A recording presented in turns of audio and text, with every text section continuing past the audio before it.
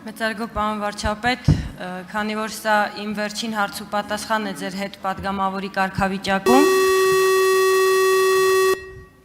եւ ձեր խոսքերից հետո երևի տեղին կլինի իմ ասելիքը, 1 տարի առաջ ես կառավարության հարց ու պատասխանին դիմեցի ձեզ եւ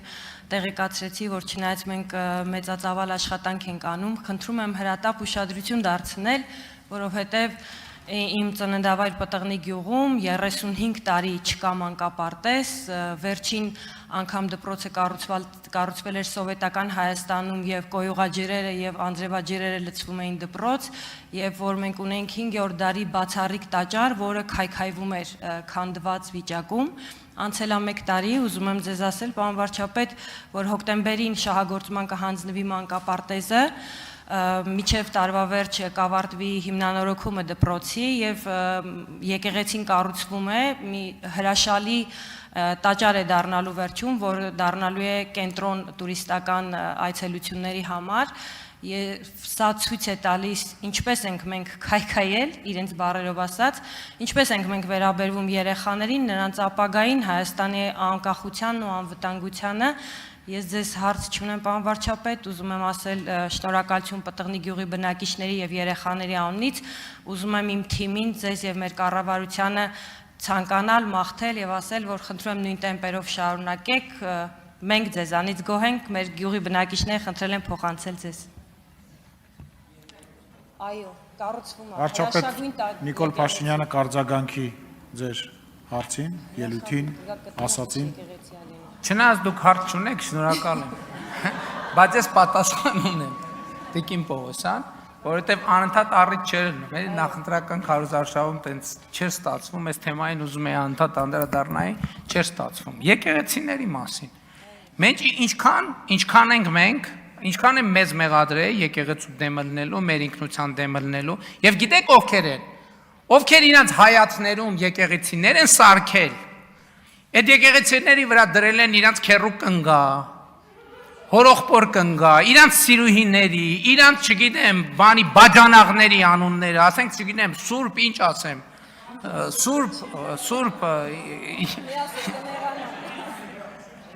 սուրբ ինչ որ բան, չէ՞։ Մենք վերականգնում ենք եկեղեցիները եւ ոչ մեր բաժանաղների անունն ենք դնում ենք, այլ այդ մեր նախնիների անունն ենք վերականգնում, որը փլուզման մեջ է։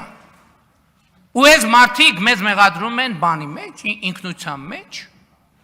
Մենք այսօր ավերվող տաճարներ ենք վերականգնում։ Հենա Սանդիկովը ակտիվացավ, պարոն Սանդիկով, ասեք, որ ամրակից եկեղեցում իր ինքը իմ ուշադրությունը հրավիրեց, ես ուղղակի անձնական այցով մտա այդ եկեղեցի, եւ սարսափեցի, ասես կքանդվի ուղղակի այս եկեղեցին։ Գնացեք տեսեք ինչ վիճակում այդ եկեղեցին։ Եվ տասնյակ Սրվեղի վանքը, Բջնի եկեղեցին, հա, մենք բան ենք ուզել։ Այնտեղ որևէ մեկը տեսել է մեր անունով ցուցանակներ,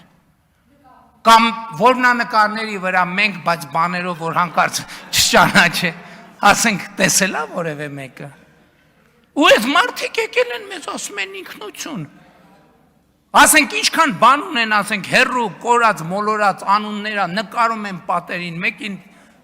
բան Հիսուսը իրանց պապիներ նման, ասենք Սուրբ Աստվածածին իրանց տատիներ նման, իրանք են տնեցիկով են, ամբողջ քրիստոնյա, այդ մարդիկ եկել են մեզ, իսկ մենք մեր նախնիների ժառանգությունն ենք վերականգնում եւ պահպանում։